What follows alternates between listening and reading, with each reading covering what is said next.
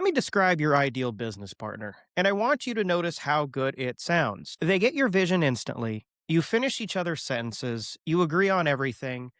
You have the same instincts, the same tastes, the same read on every deal. Working together feels effortless. It feels like you found your other half finally. That partnership will fail.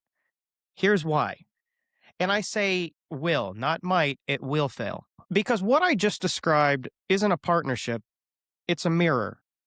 And two people staring into a mirror have exactly one set of eyes between them, which means they have exactly one set of blind spots, and nobody on the entire team can see them.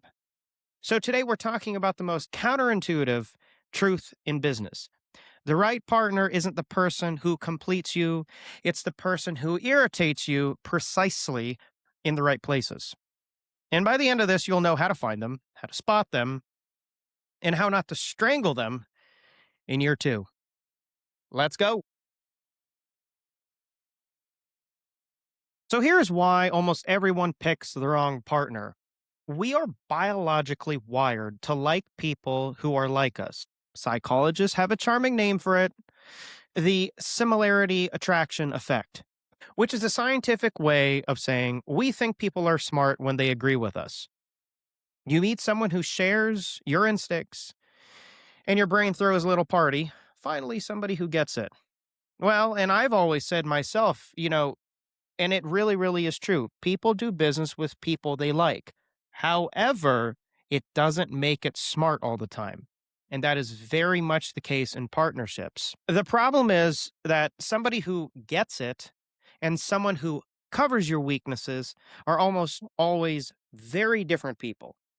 Because the things you're bad at, well, you don't experience them as weaknesses, you experience them as normal. You don't walk around thinking, I'm dangerously impulsive. You think, I'm decisive and everyone else is slow. Your blind spots are blind for a reason. You can't see them. That's the whole bit.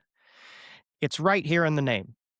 And the only way to see a blind spot is to borrow someone else's eyes, which means you specifically need a partner who sees the world in a way that, frankly, kind of annoys you. The ideal partner should make you say, why are you like this?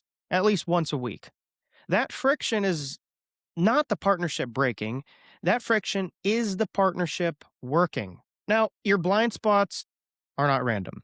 They come straight out of how you are wired. So let me walk you through the four big ones because you're about to recognize yourself in exactly one of them and feel mildly attacked.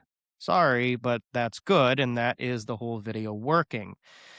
First blind spot, the person who moves too fast. This is the high velocity operator. The one who's already made the offer before anyone finished the spreadsheet. Their gift is they actually do things. Their blind spot is that they routinely sprint directly off cliffs they didn't check for because checking felt slow and slow felt like dying. The partner who covers them is the careful one, the one who reads the contract behind the contract. And the fast person will find this partner unbearably tedious right up until the boring partner catches the one deal that would have ended them. The break is annoying. The break is also why you're alive. Second blind spot, the person moves too slow. The opposite animal, deeply analytical, allergic to risk, and has been about to invest since the Obama administration. Their gift is judgment. They're always right about what's a bad idea. Their blind spot is that being right about bad ideas isn't the same as ever doing a good one. You can't analyze your way to a result. At some point, a human has to push the button. Their partner is the gas pedal, the one who creates momentum they'd never generate alone. And yes, the gas pedal will occasionally do something reckless, but reckless and in the game beats cautious and still on the sidelines 5 years later. Ask anyone who's ever watched a perfect spreadsheet expire of old age. Third blind spot, the person who's great with people and bad with systems. This is the relationship genius. Everyone loves them. They could sell sand in a desert and get invited back for dinner. Their blind spot is the boring machinery, the spreadsheets, the follow-up, the operational guts that make a business actually run instead of just feel exciting. Their partner's the systems person, the one who builds the boring back end that makes the charm scalable. The people person will think systems person is joyless. The systems person will think the people person is chaos in a nice shirt. They are both correct, and together, they probably happen to be unstoppable. Blind spot number four, the person who's great with systems and bad with people. And here's the mirror of that: brilliant operator, builds beautiful machines, would rather recognize a database than attend a dinner. Their blind spot is that business, especially real estate, runs on relationships, trust, and the deeply irrational human animal. You cannot spreadsheet your way into someone trusting you with $1 million. Their partner is the one who walks into a room and makes everyone comfortable. The operator will privately find this exhausting and a little fake. It is not fake, it is a skill. It's just one that doesn't show up in a dashboard. I know you felt yourself in one of those. Hold on to it, because the partner who fixes you is sitting in a different paragraph than the one you saw yourself in. And that's the entire point. Now, here's where this goes wrong, even for people who know all of the above. Because knowing you need an opposite and actually being able to stand an opposite are two very different skills. When you partner with your opposite, here's what it feels like day to day. The thing that makes them valuable is also the thing that drives you insane. The careful partner who saves you from the bad deal is the same careful partner who makes you sit through a 40-minute risk review on a deal you already know is good. Been there. You can't have the safety without the friction.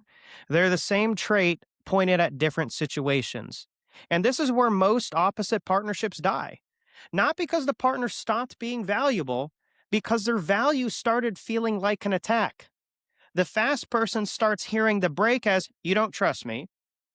The slow person starts hearing the gas as, "You don't respect my caution."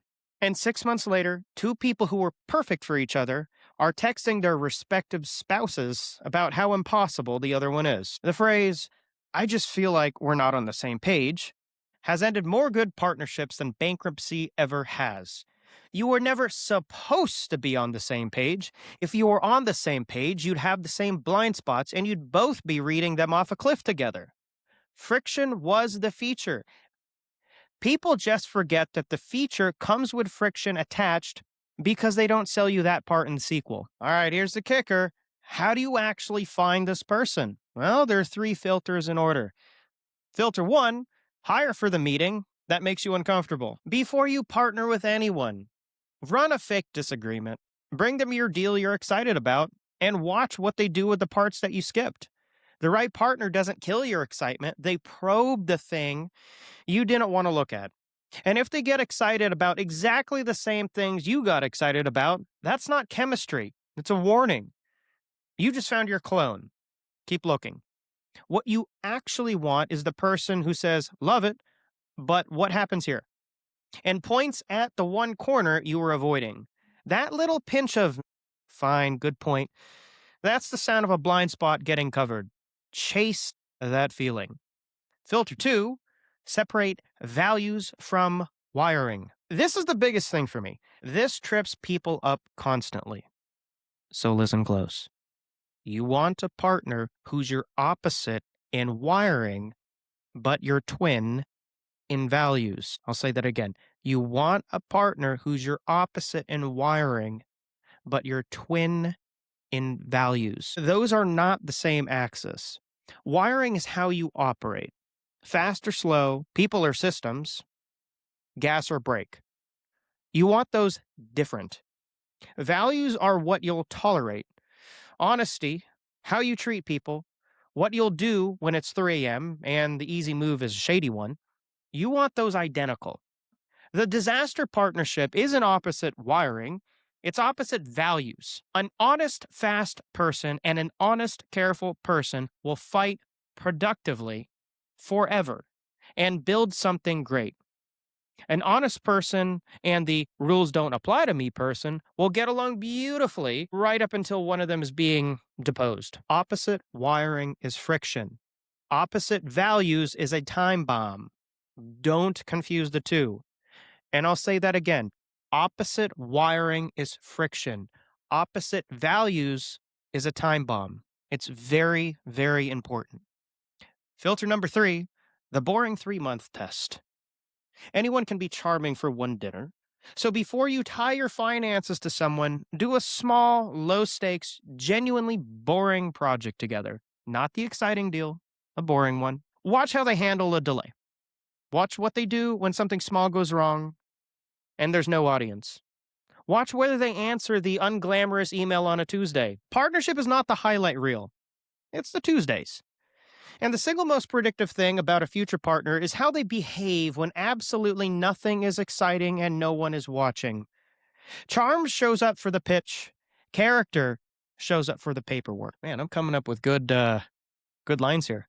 Charm shows up for the pitch, character shows up for the paperwork. I did that. Date before you marry. I cannot believe this needs to be said in business as often as it does. Yet here we are. Here's the bigger thing underneath all of this, and it's weirdly freeing once it clicks. You're never going to be good at everything. That's not a motivational softening. It's just true, and it's true of literally everyone you admire. The fast people aren't careful. The careful people aren't fast. The genius operators are usually weird at dinner. Every single person who's ever built anything real did it with a glaring hole in their game. The difference between the ones who made it and the ones who didn't is almost never that one of them fixed their weakness. It's that one of them stopped pretending they didn't have one and went and found a person who was strong exactly there. Trying to become well rounded is one of the most expensive lies in business. It takes a thing you're great at and waters it down so you can be mediocre at the things you're bad at. The better move is to get sharper at your strength and honest about your gap, and then hand the gap to someone who finds it easy. The goal is never to be the complete person, the goal is to be a complete team. And a complete team, by definition, is made of incomplete people who are smart enough to admit it. So, to recap, the most important relationship advice you'll ever get from a real estate channel today: don't marry your reflection. Please. Find the person who annoys you in the right places. Make sure they're your opposite in wiring and your twin in values. Run them through a boring Tuesday before you trust them with a deal. And when they catch the thing you missed, resist the very human urge to be insulted about it. I suffer from this. That catch is the entire reason why they're there. The best partnerships in the world don't look like two people agreeing. They look like a really productive argument that somehow keeps making money. One on the gas, one on the brake, both pointed at the same place, both occasionally wanting to throttle each other, and both quietly aware they would be nowhere alone. Find your opposite, keep your values, and for the love of everything, stop trying to hire yourself. You already work here, and frankly, one of you is plenty. See you on the next one.